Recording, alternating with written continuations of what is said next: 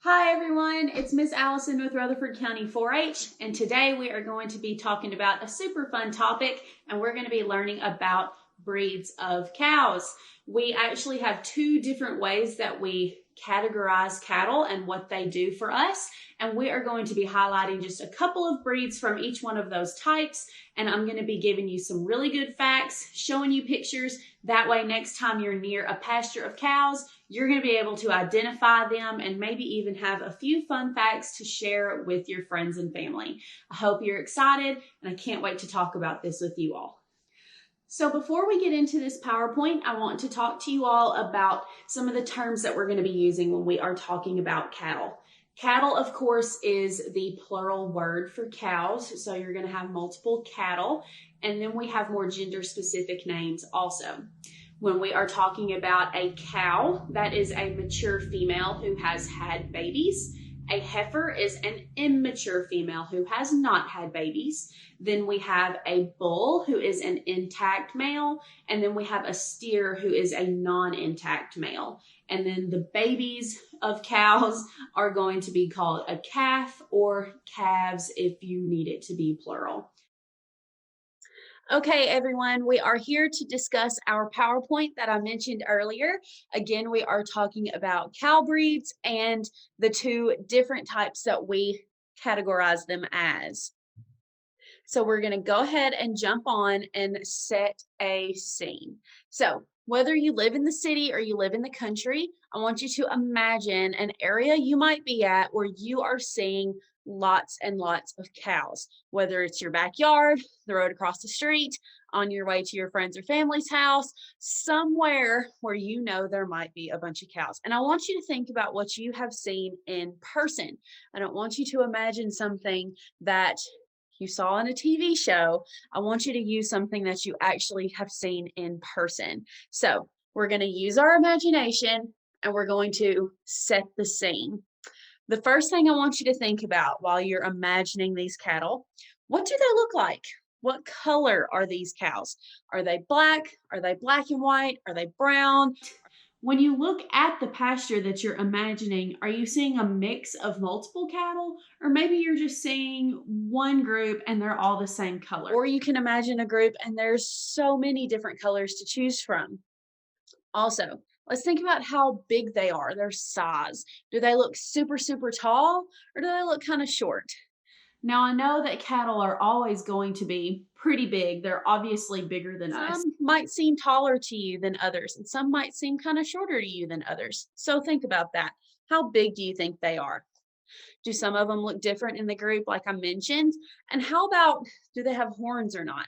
We all sort of have an idea of different breeds of cattle that have really big horns, but maybe the ones you're picturing don't have any horns. So go ahead and draw that picture, what you think they look like. Also, another thing to be mindful of, do they look like they're all adults? Do they all look the same size? Are they all grown up? Or are you seeing a pasture where it seems like there's a whole bunch of moms and babies out there? Or maybe they all look kind of small and they all sort of look like babies. So the cattle you imagined, do any of them look like this? As you can see in these pictures, we've got some cattle that are all kind of black. We have some cattle that are all sort of brown and whitish looking. But are these some of the visuals that you saw when you were picturing cattle? Or maybe they look like this. Here we have some cows that you've probably definitely seen before, whether that be in a cartoon or a TV show, a commercial. You have probably seen these kinds. I had a little clip art picture of them at the beginning of my slide. You're all probably familiar with these, the usual black and white colored cattle. We also have some in here that are brown, but these are a pretty popular color, and you might be familiar with some of these. So the two different slides of pictures that I just showed you were pictures of some breeds from the two different categories that we work with when we're talking about cattle. We had beef and we had dairy. Now, I'm sure all of you are familiar with the words beef and dairy, so those hopefully aren't new things you've never heard of before. Obviously, you know what beef is. That's your hamburgers. It's a meat. And then obviously, you know what dairy is. Some of it's a drink, your yogurts, your ice creams. That is dairy products. Some of you may not eat meat, some of you may not drink milk or eat dairy, but everyone is familiar with those words. When we decide to start talking about the differences between beef and dairy, we have some key differences here that we kind of want to remember. So beef cattle have been produced to help provide us with the most meat and highest quality meat as possible.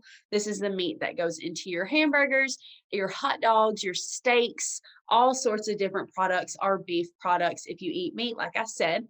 And then dairy are cattle that have been produced to provide us with the best quality milk as possible. Those milks go into creating the different things that we like to eat and drink, like ice cream, cream in general, sour cream, yogurt, and then a good cold glass of milk. The most common cattle in our county are going to be beef cattle. In Rutherford County, if you see a pasture full of cows, chances are they're all going to be beef cattle. Now, some places do still have dairy cattle in our county. They are usually just a much smaller scale when you're looking at the number of producers and how many cattle they have on their property.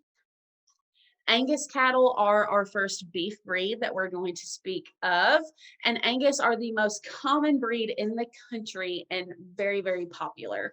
These solid black cows that you have seen are Angus cattle. Last year, we had 304,577 registered Angus in the United States. Those are just the ones that were registered through a breed association. There's probably lots more than that that have not been registered. Our top 3 producers of Angus cattle in the United States last year were coming from Montana, Nebraska, and Texas. If you think about the environments in those 3 states, we all know of the big, huge ranches that they have out there. These states have ranches that have probably hundreds and hundreds and hundreds of cows on their property. So because of the expansive area out there, these farmers and these ranchers are able to keep up with lots and lots of cattle, which is what causes their numbers to be so much higher. The original breed is a black cow, but there is a newer breed, which is a red Angus. Now, these are essentially the exact same cow. They are just a different color. The reason why they changed colors is because these red Angus can thrive in more hot environments because they're not black. If you're familiar, the color black absorbs heat. So the black Angus gets really hot in more southern areas, and they're not able to be as successful as an animal because they're hot. So the red Angus gives you all of the advantages of the Angus breed, but a color that's going to be a lot more comfortable in a hot environment. Now, Angus cattle are a medium to large sized breed. If you're anything like me, you're thinking all cows are big. How can there be medium-sized cows? Well, since there are so many different breeds of cattle, they do come in sort of a wide variety of sizes. The weight of females is around 1,000 pounds, and bulls can weigh up to 2,000 pounds. Now, a 1,000-pound animal is really big to me. A 2,000-pound animal is massive. That's a ton. These are really big animals. Cows are big, and the full adult ones are going to be larger than than some breeds of cattle, but there are still some breeds that are even bigger than this. So one term that I want you all to be familiar with is the word polled. I have it down here in this last slide. So polled means hornless. Angus are a naturally hornless cattle. They do not have horns. The next breed that we're going to talk about is the Hereford. We are still in a beef cattle. So Herefords are one of the most common breeds in the world, and they date back to 1742 in England. That is a seriously long time ago.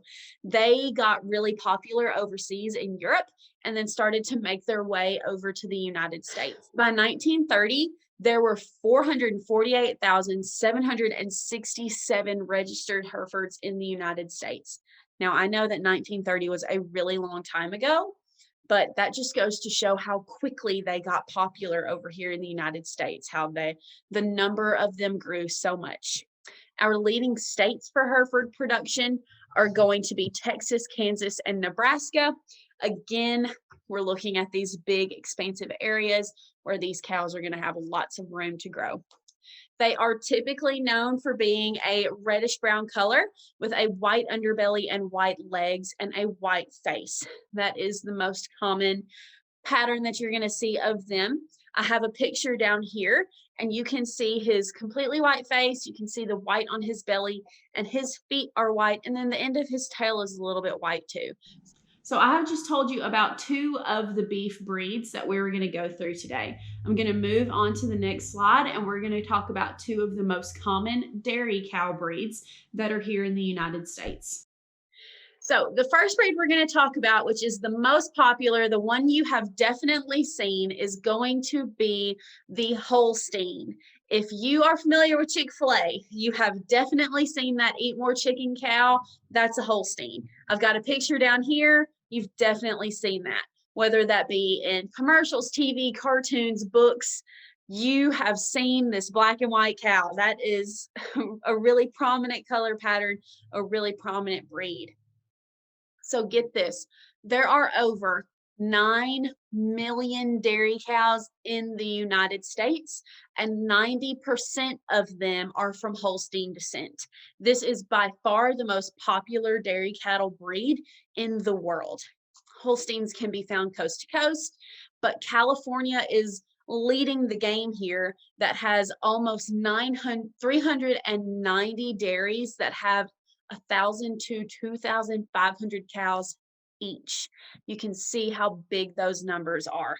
Now, here in Tennessee, we do not have any dairies that have that many cows on property. So California, they are doing their own thing over there, and they have lots and lots of dairies over there. They are really lead numbers in our dairy production. A Holstein can produce nearly 75 pounds of milk, or 9 gallons of milk in one day per one cow. That is a lot of milk.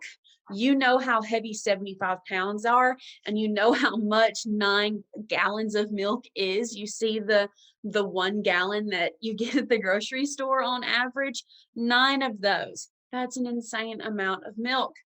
They are most commonly black and white, which you are seeing here, and Holsteins can be very tall. Your Holstein is going to be considerably taller than the Angus and the Hereford that we spoke about in our last slides.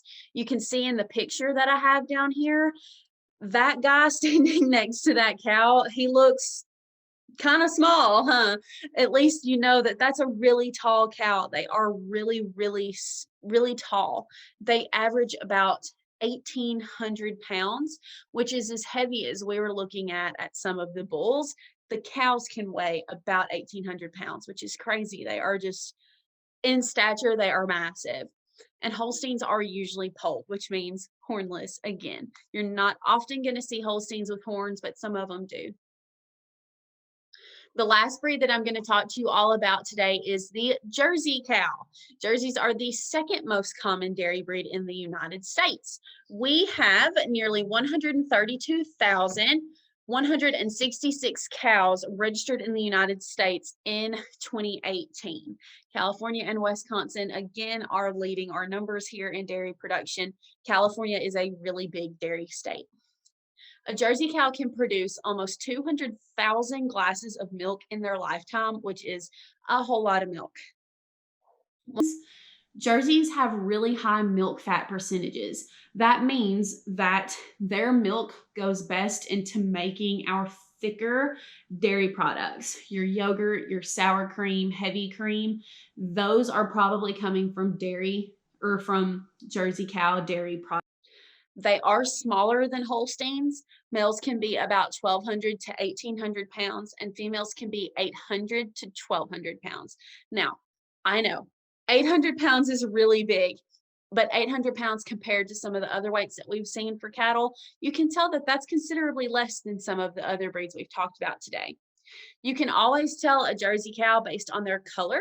They come in many shades of brown and typically a lighter brown, a little reddish. You can see in that picture in the bottom.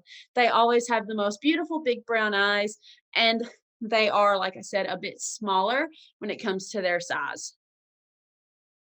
All right, everyone, that finishes up our presentation over the two different types of cattle. We explained what beef cattle were and highlighted the Angus and the Hereford, and then we talked about dairy cattle and highlighted the Holstein and the Jersey.